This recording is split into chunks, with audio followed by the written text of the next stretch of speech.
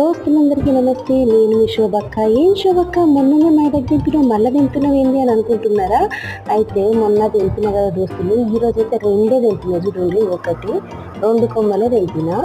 అయితే దోస్తులు, మొన్న దింపింది ఏమైందంటే, నాకు టైం లేక నేను కాళ్ళకి పెట్టుకోలేదు. అయితే కాళ్ళకి పెట్టుకోకపోతే ఏమైంది తెలుసా, ఇది చూడండి, ఇట్లా అయింది మొత్తానికి. అయితే దీన్ని పడేస్తా అనుకున్నారా?